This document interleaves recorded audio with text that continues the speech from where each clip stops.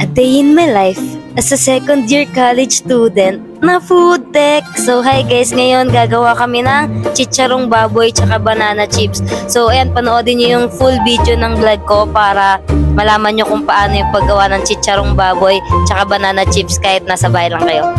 So hey guys, ngayon gagawa nga pala tayo ng chicharong baboy tsaka banana chips. So syempre bago ang lahat, isi-share ko muna sa inyo itong sinabi ni Father Laura na hindi tayo palaging mabuti pero lagi tayong anak ng Diyos. Kaya lagi tayong mahal ng Diyos kahit minsan ay hindi tayo mabuti. Kung naguluhan kayo guys, ang ibig sabihin lang yan, walang taong perpekto, lahat tayo nagkakamali. Pero kung yung pagkakamali nyo ay ginawa nyo ulit, hindi mo na din siya ginalang nun. Minsan nakala natin tama yung ginagawa pero mali naman pala talaga. Kaya mas maigi na pakinggan yung mga sinasabi ng iba, lalo kung para sa ikabubuti mo naman pala. Guys, ayan, nasa jeep na pala ako papuntang school. Maaga ako neto kasi dala ko yung ingredients at dalawa lang kami ni Romeo dito. Siya na nga pala kayo sa boses ko guys kasi may sipon pa rin ako at bago-bago pa rin kasi yung panahon natin eh. Pala guys, nung Tuesday pa tong live na to pero ngayon ko lang na-edit kasi sobrang busy ko talaga. Kaya pasensya na sa mga nag-aabang araw-araw ng vlog ko. Nauwi na kasi ako ng bahay, kakain na lang ako tapos matutulog. Dahil maliban sa pagod ako sa biyahe, pagod din ako buong araw sa school. Curious nga pala dyan kung bakit sa Maynila ako nag-aaral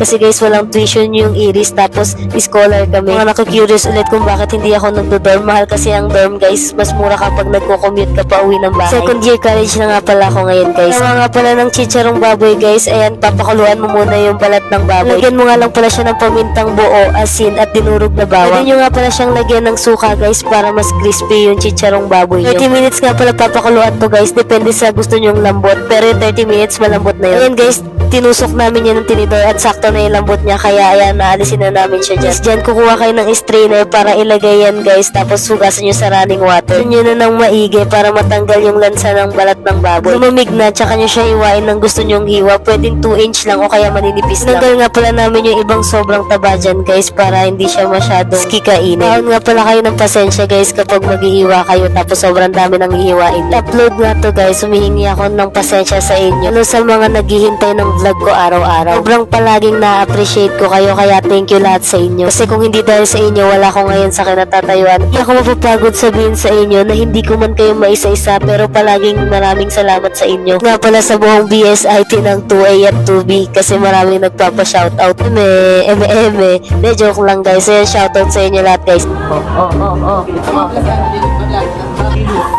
Baliktad pa. Ay, pala si Juliet.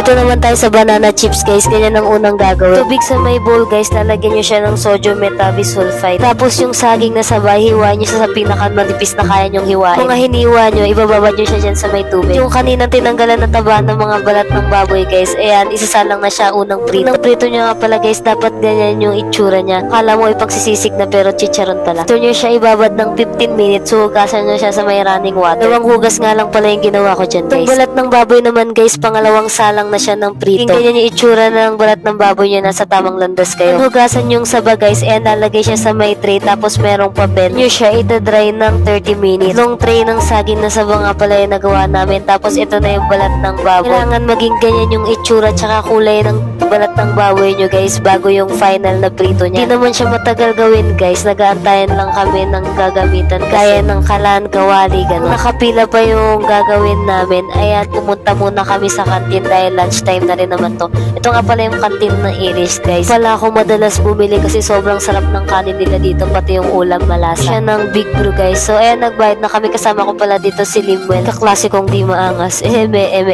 So ayan, nagbili na rin pala ako ng extra rice guys. Dito na pala tayo guys gagawa ng syrup. 1 cup of water yung ilalagay natin, tapos 1 half na sugar. Pagkalagay nyo dyan guys, imimix nyo lang yan hanggang matunaw yung sugar sa may water. Isang direction nga lang pala yung paghahalo nyo at huwag kayo titigil kakahalo hanggat hindi nyo nakukuha yung tamang consistency. Sundin nyo nga lang pala yung mga pinagsasabi ko dito guys, makakagawa na kayong chicharong baboy at saka banana chips sa loob ng bahay nyo. At ganitong itsura dapat yung magiging result guys. Ayan, para na siyang tubig lang pero meron niyang asukal. Habang habang nagpiprito nga pala yung ibang grupo guys, ganyan lang siya pipirituhin. Tama lang yung init niyang kalat. Yung hiwa ng mga saging iba ninipis lang, kaya iinitin na lang siya guys. Baka matutong siya kapag nilakasan niyo yung apoy. Yung final na prito ng balat ng baboy guys, ayan pinag-iwalay-walay muna namin kasi nagkakatikit-tikit siya. Shoutout nga pala sa katulong ko maghimay. Dahan-dahanin nyo nga pala yung paghihimay guys para maganda yung kalalabasan ng itsura ng chicharong baboy nyo. Dahil dito, nagpapahinga muna kami. Ayan, may nagchichismisan muna ng mga kaklase ko.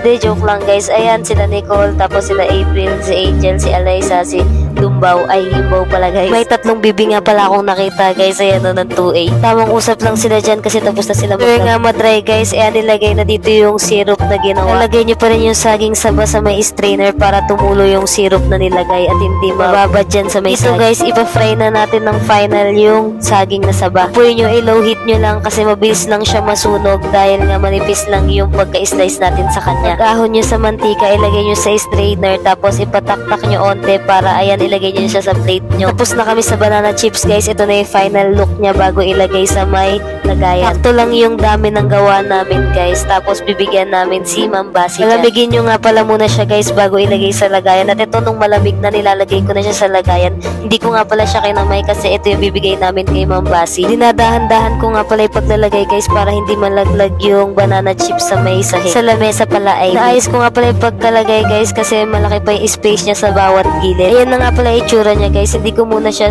nilak kasi papahanginan ko muna siya. Nagsulat na nga pala ako na ipapasa namin. Prito na nga pala yung chicharon namin guys kaso nakulangan pa kami sa crunchy niya kaya piprituhin namin siya ulit mamaya. Pero yung kulay niya guys sakto na. Lagyan ko nga pala ng sticker ko guys para pala tandaan na ayan yung gawa namin. Yan nga pala yung mga kaklase kong kasama namin mag-lab.